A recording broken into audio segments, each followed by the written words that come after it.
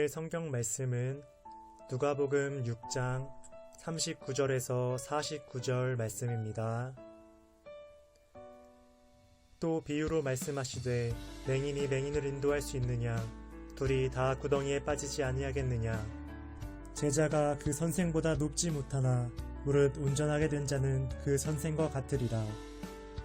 어찌하여 형제의 눈 속에 있는 티는 보고 내 눈 속에 있는 들보는 깨닫지 못하느냐?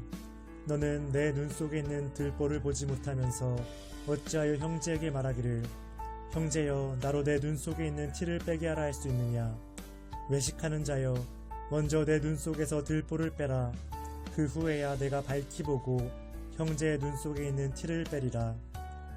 못된 열매 맺는 좋은 나무가 없고 또 좋은 열매 맺는 못된 나무가 없느니라. 나무는 각각 그 열매로 아나니 가시나무에서 무화과를 또는 찔레에서 포도를 따지 못하느니라. 선한 사람은 마음에 쌓은 선에서 선을 내고 악한 자는 그 쌓은 악에서 악을 내나니 이는 마음에 가득한 것을 입으로 말함이니라. 너희는 나를 불러 주여 주여 하면서도 어찌하여 내가 말하는 것을 행하지 아니하느냐? 내게 나와 내 말을 듣고 행하는 자마다 누구와 같은 것을 너희에게 보이리라. 집을 짓되 깊이 파고 주추를 반석 위에 놓은 사람과 같으니 큰 물이 나서 탕류가 그 집에 부딪히되 잘 지었기 때문에 능히 요동하지 못하게 하였거니와 듣고 행하지 아니하는 자는 주추 없이 흙 위에 집 지은 사람과 같으니 탕류가 부딪힘에 집이 곧 무너져 파괴됨이 심하니라 하시니라. 아멘. 샬롬. 1월 18일 월요일 새벽 영상으로 인사를 드립니다. 세상 속에서 한 주간이 또 시작되는 하루입니다. 오늘도 말씀 안에서 승리하시고 또 주님 안에서 형통한 그런 하루 또 한 주간이 되기를 간절히 축원합니다.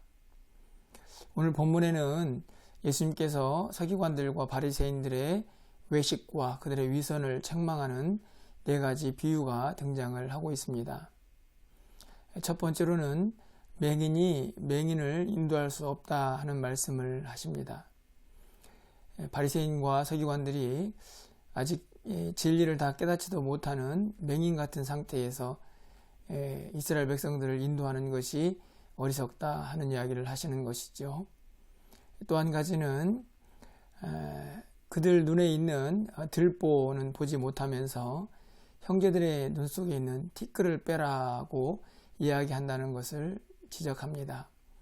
바리새인들이 그들의 외식과 위선적인 모습들을 보면 그들의 허물은 그렇게 들보처럼 크고 분명한 것인데 자신들의 허물은 보지 못하고 오히려 형제들의 티끌만 보고 있는 안타까운 모습을 예수님께서 책망하시는 것입니다. 세 번째로는 열매를 보면 그 나무를 알 수 있다라고 말씀을 하면서 좋은 나무가 좋은 열매를 맺는다 하는 이야기를 하고 계십니다. 마지막으로는 행함이 있는 믿음에 대해서 말씀을 합니다. 주여 주여라고 입으로만 외치는 것이 아니라 행함이 있는 믿음이 필요하다 하는 말씀으로 이 네 가지 비유를 통해서 바리새인들과 서기관들의 외식과 위선을 책망하는 모습이 기록이 되어 있습니다. 오늘 말씀 속에서 저는 이 세 번째와 네 번째 비유를 가지고 함께 은혜를 나누려고 합니다. 먼저 나무와 열매의 관계를 언급하고 있는 세 번째 비유인데요. 44절 말씀입니다. 나무는 각각 그 열매로 아나니 가시나무에서 무화과를 또는 찔레에서 포도를 따지 못하느니라 이렇게 말씀을 하고 있습니다. 지극히 상식적인 이야기죠. 무화과 나무를 보면 그 열매를 보면서 저것이 무화과 나무구나 라고 알 수 있습니다. 무화과 나무는 무화과 열매를 맺게 되어 있죠. 포도나무도 마찬가지입니다. 포도송이를 보면서 그것이 포도나무다라는 것을 알 수가 있다는 말씀입니다. 가시나무에서 무화과를 또 찔레에서 포도를 얻을 수가 없는 것이지요. 너무나 자연적인 이치를 주님께서 말씀을 하고 있습니다. 이 열매 비유의 핵심은 바로 45절에 바로 이어져 등장을 하죠. 선한 사람은 마음에 쌓은 선에서 선을 내고 악한 자는 그 쌓은 악에서 악을 내나니 이는 마음에 가득한 것을 입으로 말함이니라. 이 말씀은 결국 사람의 마음속에 있는 것이 겉으로 드러나게 된다 하는 것입니다. 그 마음속에 악이 쌓인 사람은 결국 악한 열매를 드러내게 되는 것이고, 그 안에 선이 쌓인 사람은 선한 열매를 드러낸다 하는 것을 말씀하고 있는 것이지요. 우리가 이 말씀 속에서 기억해야 할 것은 결국 그 사람 속에 무엇이 들어있느냐에 따라서 결국 그 열매, 그 드러나는 것도 분명하게 갈려진다 하는 것을 오늘 주님이 말씀을 하고 있습니다. 그렇다면 우리는 지금 어떤 열매를 맺고 있습니까? 결국 그 해답도 우리 안에 무엇이 들어있는가 하는 것에서 찾을 수 있다는 말씀입니다. 그렇다면 오늘 우리의 심령 속에 무엇이 있는가를 살펴보아야 합니다. 오늘 우리는 이미 예수 그리스도를 통해서 우리 안에 그분의 말씀이 있고 또 그분의 은혜와 능력이 함께하는 것을 볼 수 있습니다.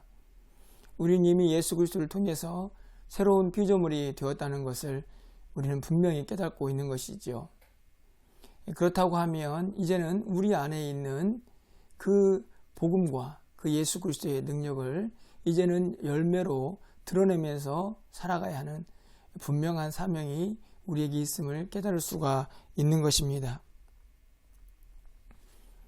결국 그렇게 우리 안에 있는 것이 열매로 드러나게 되는데, 과연 우리는 그 열매에 주님께서 원하시는 그 합당한 열매들을 맺으며 살고 있는가 하는 질문을 던지게 됩니다. 이 말씀 속에서 우리는 야고보 기자의 그 안타까운 마음을 다시 떠올리게 되는데요. 야고보 3장 10절 말씀에 이렇게 기록이 되어 있습니다.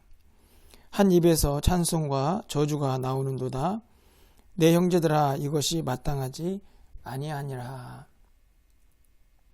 이 말씀을 보면 한 입에서 찬송과 저주가 나온다 하는 말씀을 하죠.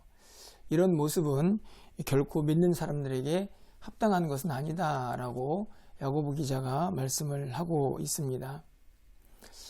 이 말씀을 오늘 열매의 비유와 좀 비교해 보면, 우리가 분명히 한 나무에서 한 열매를 맺어야 하는데, 이상하게도 한 나무에서 두 가지 열매가 맺어지는 것이죠. 분명히 그 안에 선한 것이 있으면 선한 열매가 맺어져야 하고, 또 악한 것이 있으면 악한 열매를 맺는 것이 지극히 정상적인데, 어찌된 일인지 한 사람에게서 선과 악한 그 열매가 동시에 맺어지고 있는, 사실은 어찌 보면 말도 안 되는 상황을 한탄하고 있는 것입니다. 그런 것이 마땅하지 않고 그렇게 되어서는 안 된다는 말씀이죠. 오늘 우리의 모습을 좀 돌아보게 됩니다. 우리는 분명 이제 예수 그리스도를 통해서 새로운 피조물이 되었습니다. 우리 안에 하나님의 기대와 또 그분께서 원하시는 그런 열매를 맺어야 할 충분한 은혜가 함께하고 있다는 것입니다. 오늘 우리 말씀을 통해서 우리의 삶 가운데에 다시 한번 우리의 존재에 걸맞는 그런 열매를 맺고 있는지 돌아보면서 하나님이 원하시는 아름다운 열매를 맺을 수 있는 결단과 또 다짐이 우리의 삶 가운데 늘 함께 할 수 있기를 기대하며 소망해 봅니다. 또 한 가지 다른 비유는 바로 행함이 있는 믿음에 대한 비유입니다. 말씀을 듣기만 하고 행함이 없는 사람, 그런 사람이 얼마나 안타까운 신앙을 소유한 사람인가 하는 내용이 네 번째 비유에서 등장을 하고 있습니다. 이 본문에는 두 가지 사람이 등장을 하는데요. 48절 상반절 말씀을 봅니다. 집을 짓되 깊이 파고 주추를 반석 위에 놓은 사람과 같으니, 이 말씀은 행함이 있는 자를 의미하는 비유입니다. 집을 짓되 깊이 파고 주추를 반석 위에 놓은 사람.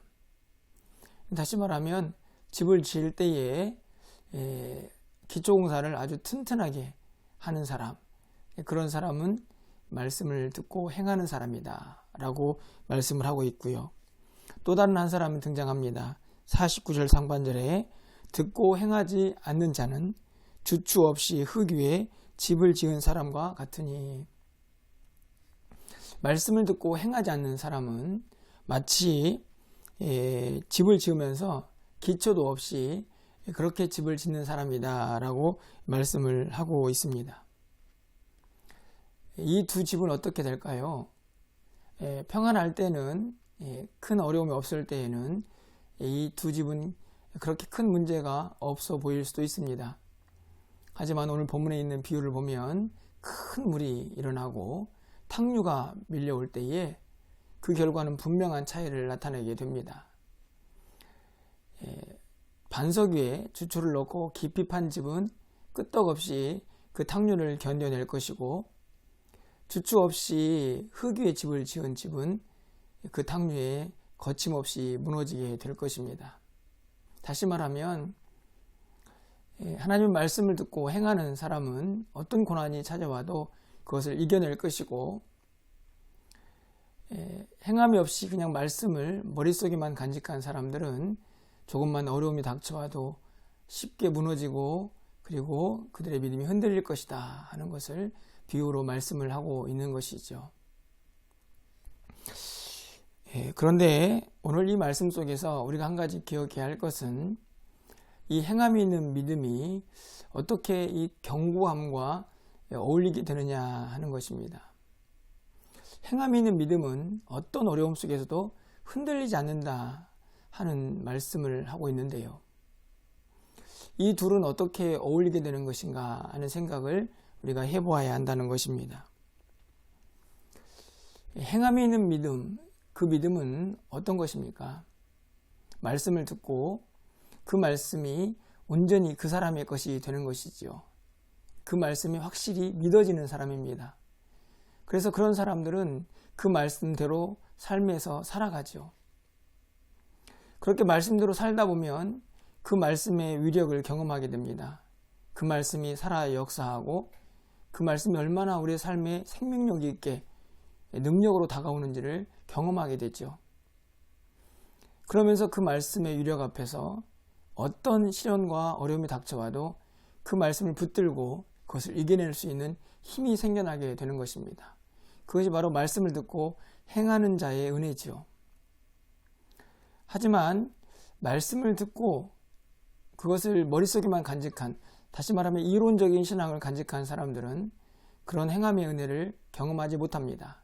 다시 말하면 말씀대로 살지 않기 때문에 삶에서 그 말씀의 능력을 경험하지도 못하게 되는 것이지요. 그래서 머릿속에 말씀이 있지만 그 말씀의 능력을 경험하지 못하니 조금만 시험과 어려움이 닥쳐와도 무너져 버리는 것입니다. 그 믿음이 흔들려 버리는 것이지요. 그런 의미에서 행함에 있는 믿음, 말씀대로 듣고 그 말씀대로 행할 때에 그 말씀의 능력을 경험하는 자는 주추를 반석 위에 세우고 깊이 땅을 파고 기초를 놓은 사람처럼 어떤 어려움이 닥쳐와도 흔들리지 않는 믿음을 갖게 되는 것입니다. 여러분은 지금 어떤 믿음을 소유하고 계십니까? 코로나19도 사실은 우리의 믿음을 흔들고 우리의 믿음 가운데 고난과 역경을 주는 시간이라고 생각이 듭니다. 말씀대로 그것을 행하면서 그 말씀의 능력을 경험한 사람이라고 하면 이 어려운 시기도 능히 이겨낼 수가 있겠지만, 그렇지 못한 삶을 살았다고 하면 이 시간이 무척이나 자신들의 믿음을 힘들게 하고, 한편으로는 우리의 믿음들을 송두리째 흔들고 무너뜨리는 그런 위기가 될 것이라고 생각합니다. 결국 행함이 있는 믿음이 우리의 삶에 얼마나 중요한가를 다시 한번 깨닫게 되는 것이지요. 말씀을 맺으려고 합니다. 오늘 주님께서는 우리에게 분명히 말씀합니다. 우리가 이제는 새로운 피조물이 되었으니 그에 걸맞는 열매를 맺으라고 말씀이죠. 그리고 행함에 있는 믿음을 가지고 어떤 상황 속에서도 흔들리지 않는 믿음의 사람이 되기를 간절히 소망하고 계십니다. 말씀을 맺으면서 여러분에게 마지막으로 성경 한 구절을 함께 나누려고 합니다. 바로 요한복음 15장 8절 말씀인데요. 너희가 열매를 많이 맺으면 내 아버지께서 영광을 받으실 것이요 너희는 내 제자가 되리라고 말씀을 하고 있습니다. 그렇습니다. 주님이 원하시는 열매를 많이 맺으면 하나님께서 영광을 받으십니다. 그것이 하나님께 영광이 되는 것이죠.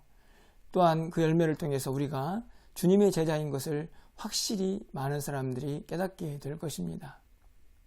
우리의 삶에 이런 열매들이 많이 맺어져서 올 한 해 또 올 한우가 하나님께 영광이 되고 하나님의 기쁨이 되는 그러한 날이 되시기를 주님의 이름으로 간절히 축원합니다.